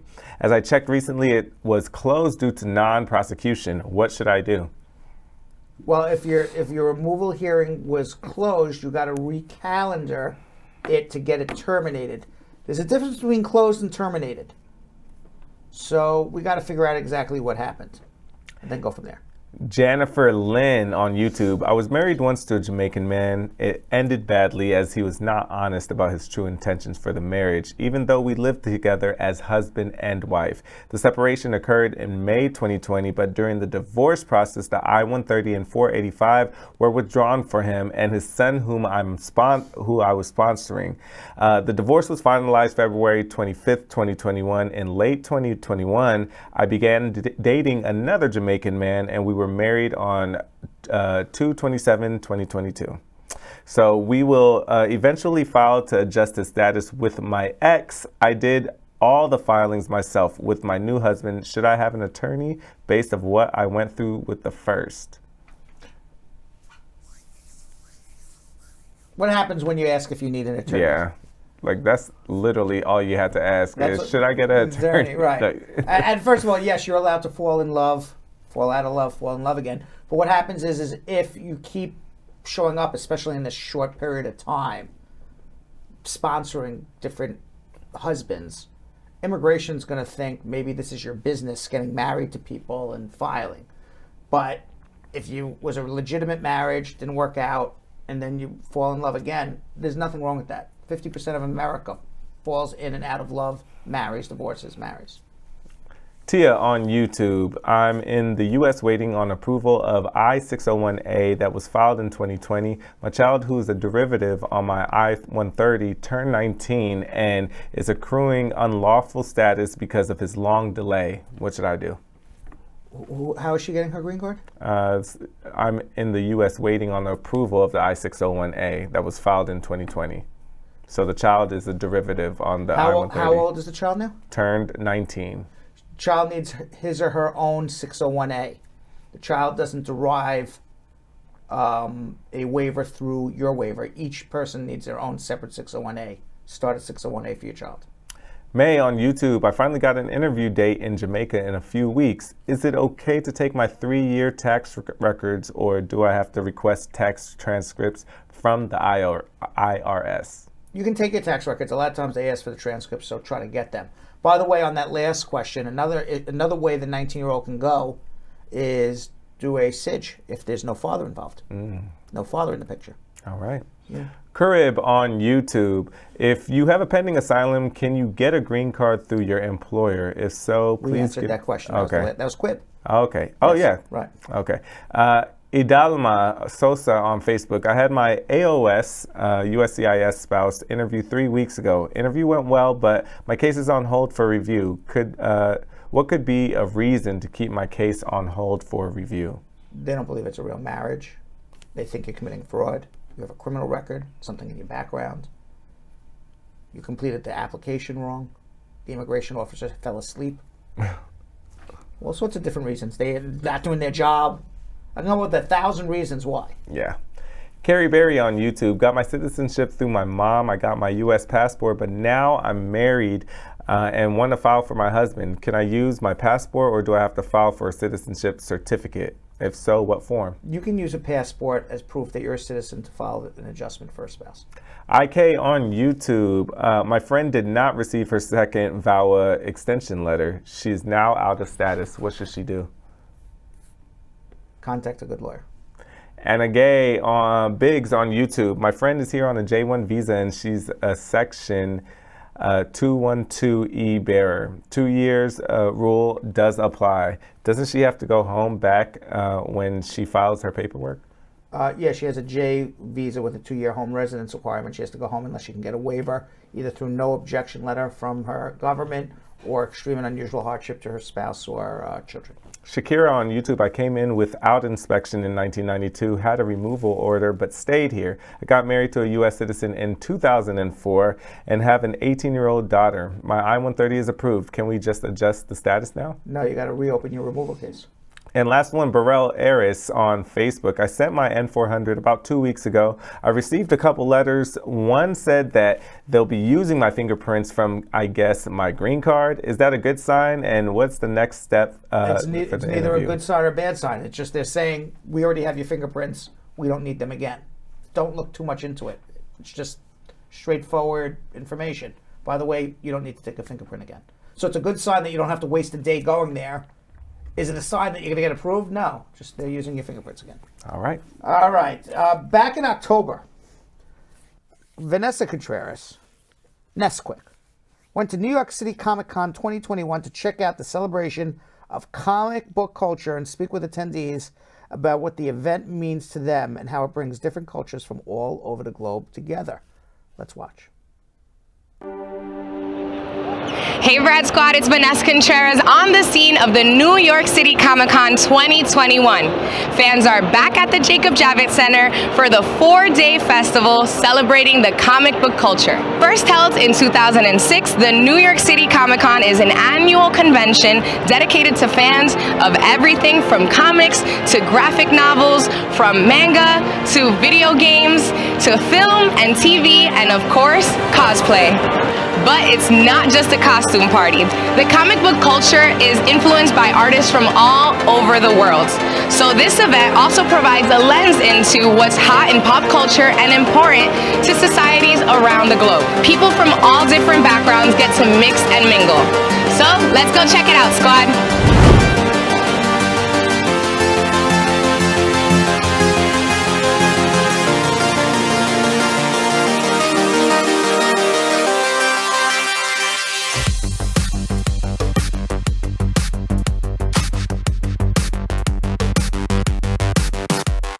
Today's gonna be a good day.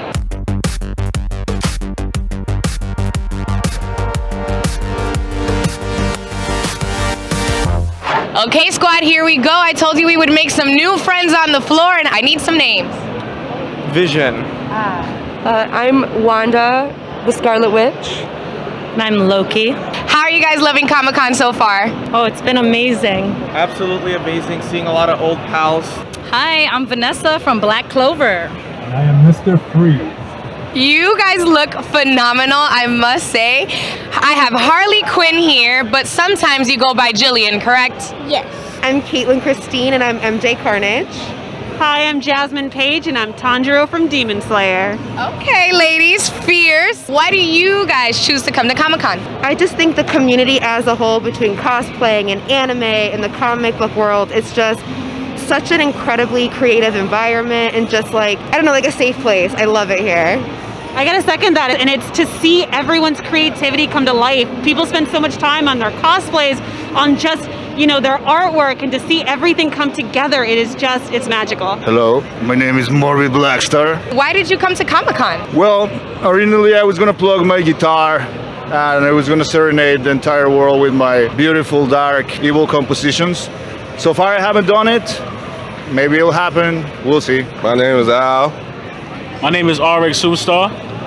Nice to meet you, gentlemen. So what brings you guys to Comic-Con? For the fans, the people, my favorite show, Dragon Ball, like you see right here. Oh, I love Comic-Con. I love comic books. I love video games. I love anime. I just love the whole vibe of cosplayers. That's why we all here. Okay, so what has been your favorite part of the event so far today? Definitely running into other characters from our universe on the floor and taking photos together. Just, you know, connecting with people again is really nice after so long. Meeting so many people, spreading our love to the world. Having fun. There's so much diversity here. I just enjoy it. I love Comic-Con because I love seeing the kids dress up. I love seeing the adults dress up. It's a family thing. Everything you love is in one place, and that's the best. My favorite part is to see all the characters walking around in their costumes and the stores and everything. Honestly, everything. For me, it's getting to see a lot of my friends because we were just getting out of COVID. So a lot of my friends have been made online. So this is the first time I'm getting to see a lot of these people that I've met through TikTok and through socials. The Dragon Ball booth and then the new trailer, Dragon Ball Superhero. It's just great to be back with everyone. Alrighty, ladies, so you look fierce. Tell me a little bit about your costumes. Did you put them together yourselves? All the details. So I had help putting together my costume from a few different creatives. So this was from Starkey Props, and this is from someone I work with a lot. Her name's Zoe, and kind of had this idea from the J. Scott Campbell cover of Carnage and Gwenom, and I'm just so happy I finally got to bring it to life. So Amazon. Amazon. Definitely sewing machine, a lot of glue gun, a lot of hurt fingers. But you look great. And yourself? This is 24 hours of work. Wow. Haven't slept for like 2 days. My dad helped me. We went to a bunch of Halloween stores so we could find a costume, but we mixed costumes together. Have you learned a lot about other cultures through comics and science fiction genres? I like Korean manhwas, their comics. I like Japanese manga. Obviously American and Latino works that have been showing up. You learn a lot through the cultures, the writing representation within the comics. So yes. Yes, I totally agree. There's so many different types of comic books now and so many different types of media that people are just creating. You're learning things that you would never learn on your own from other cultures, through comics, through movies, through TV shows, through anything. Absolutely. Stepping out of character. I am an immigrant myself. I'm an immigrant family. And, the past several years have been very, very difficult for all immigrants. And I think it's very important for everyone to use their voice. It's very important for people to realize that the forces that seek to divide us, they're not going to stop unless we understand that there's people from different cultures, from different backgrounds, and then interacting. And when you come here to Comic Con, so diverse, every single background, every single identity, and that is what is special, and this is what we need to protect. It's so good to see pop culture, comics, movies, so much more reflective of our society and diverse. Especially nowadays in this country, especially here in New York City, it's good for people to grow up seeing characters like them.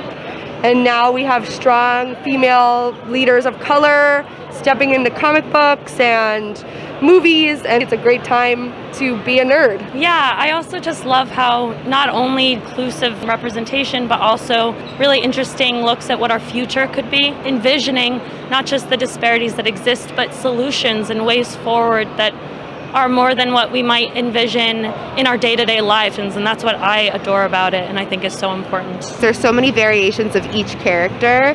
Wonder Woman and being different ethnicities, and Superman, and just the comic book world can really bring other people together. Cosplay is for everyone, and I love that. Well, it brings Japanese culture, it brings the American culture, it brings Chinese culture, it brings Philippines, it brings all types of culture into one place that we all enjoy. So it brings us all together. And also in every other anime, even in DC and Marvel, there's a lot of political things going on. There's culture, there's protest, there's always a fight. You have to fight for yourself, and you have to fight for your neighbor, and fight for everybody. We're all in this together.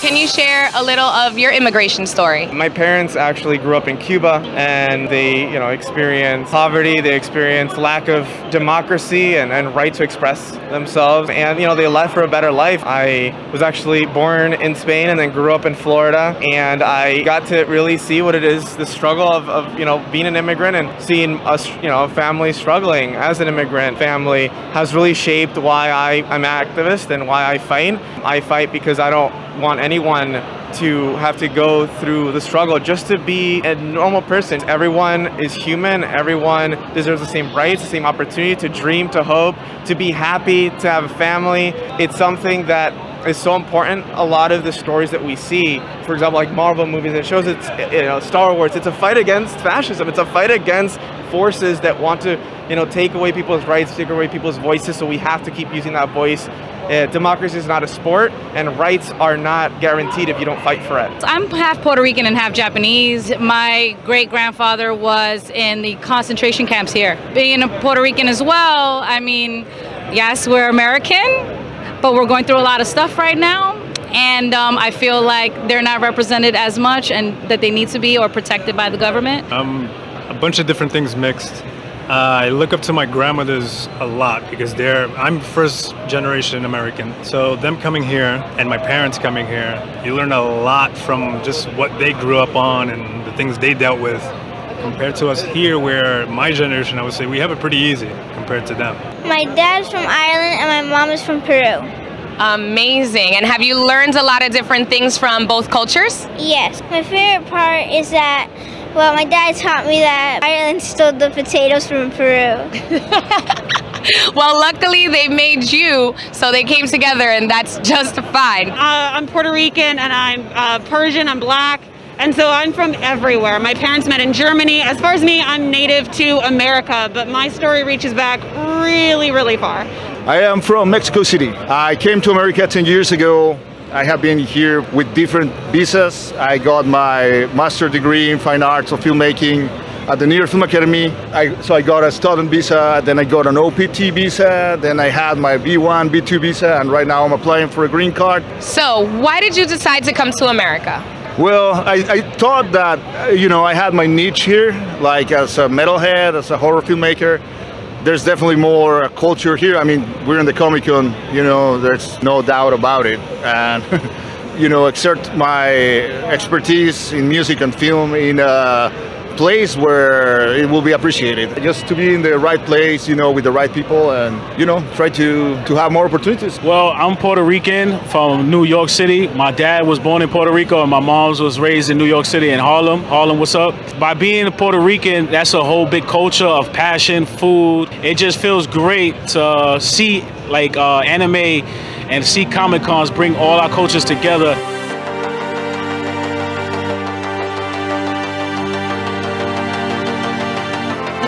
City Comic Con 2021, where we met so many creatives from so many different backgrounds that come together to share their love for comic book culture, learning from one another. Now, back to the studio. That was fun. All right. 10 questions in 50 seconds. Let's do it. Yeah.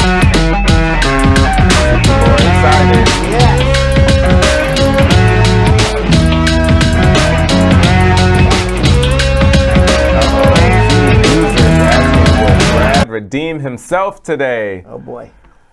It's 10. Yes, it's 10. I gotta really concentrate. Me too. Yeah, let me count for you. Just keep on answering. Whoever is in charge of the count. No, just keep on answering. I'll just keep answering until somebody says I'm done. That's it. That's it, it's 8! I'm like, no, it's not. All right. All right. Can an LPR bring their parents over to the U.S.? No. How much should a sponsor earn to apply for I-485? 125% above the poverty level for his family plus the family sponsoring. How long to get an interview in Jamaica? I'm an F2A DQ. Probably at least a year. If I-140 is approved, is I-485 approved for Schedule A occupation? Not necessarily. Can I apply for an I-485 if I'm in removal proceedings? Of course, if you're eligible. Will I be deported if I remarry before my vow is approved? No. How long does it take to process a spouse visa? To a U.S. citizen, at least a year and a half out of the country. Can I file a VAWA while adjusting my status? I-485 was filed in July. Can I adjust B1, B2 status if I started a graduate online course before entering the U.S.? No. Are only citizens allowed to get a fiancé visa? Yes. I'm still in shock! We did it! Yeah, baby! Yeah! All right, now, question for you. Right, what are we going back to? What was that B2 question? That was the long one. Yeah, what was Can I adjust a B1, B2 status if I started a graduate online course before entering the U.S.? No. You adjust the B1, B2, that doesn't even make any sense. Right. If I stick with that answer, it makes no sense. Question. All right, we did it. CE user. CE user, we did it. Excuse me one second. Gosh, man. That really, my heart rate just goes up every single time. My bald head is in deep sweat. All right, comments of the day. Comments of the day. What's Danny D. Brown talking about? Boom. No boom. Right. No boom, Danny Brown. watching? CE used to say, he made it today, I without don't a know doubt. what show Dainty Brown is watching. Right. No boom. There's All your right. boom. Comments of the day, Yo-Yo. All Comments right. of the day. Our first comment of the day comes from Justina Ejio4 saying, Squad up la familia. The best attorney. You want information, come get all with Brad. Okay. I like that. Thank you. Thank you very much. All right, our second comment of the day comes from D Nice, you see it, saying, thanks Brad, Yo-Yo, and the whole Brad squad for all that you guys offer to the masses. All right. Thank you. Appreciate it. Yeah. And third comment of the day comes from Burrell Harris saying, I made it to roll call. I'm excited, all excited. Had to stop my exercise and could not be late today. This show feeds my soul. Knowledge is power. And she got roll call, right? Yeah. She made it in. I like that. All right. All right. And we have one from Yulene King saying, hey, Brad, thank you for your continued quest to help us out. You're much appreciated. You're also the god of immigration. Well, thank you very much. Yes. I am not the God. I am a God. A god. But not the God. Yes. I'm not And that. we have more. Yes. All right. We have one from a lot today. Getaway Kath saying, so to Brad, your knowledge and skills is really outstanding. To Squad Up team, thank you for your everyday effort for making this show happen every day. More years to come to you. Salute. Oh, very nice. Thank you very much. All right. And wait. Wow, a lot. Oh, I guess that was it. No, that was it. Yes. I thought that was it. All right. I'm like, wow, lots of comments of the day. Yes. I thought we were just going to go through every comment of the day. They're loving us today. This is no longer comments of the day. This is every comment given today. Given today. Thank you all for watching. We will be off tomorrow. We'll be back on Monday. Please have a safe weekend and pray for peace. So, Sam, as part of the production, we have to say this disclaimer at the end of the show. Do you mind reading it for me? Okay, but you know, Brad, I have to do everything around here. Forget it. I'll do it. The proceeding was information only and not specific legal advice. Consult an attorney about your individual situation. Prior successful results do not guarantee a similar outcome in the future. To make an appointment with the Spar and Bernstein Law Firm, located at 225 Broadway in New York City, call 1-800-529-5465. That's 1-800-529-5465. Easy to remember, 1-800-LAW-LINK. That's 1-800-LAWLINK. Once again, make a call to 1-800-529-5465. And of course, link up with the law offices of Spar and Bernstein, located at 225 Broadway on the 5th floor. If I were you out there, make the call, make the link, make the connection, make it Spar and Bernstein. 1-800-LAWLINK. That's 1-800-529-5465. And visit us now at our Connecticut office, 221 Main Street, Suite 501, Hartford, Connecticut. Visit us in Connecticut or in New York at 225 Broadway. That's 1-800-529-5465. 1-800-LAW-LINK, 1-800-529-5465.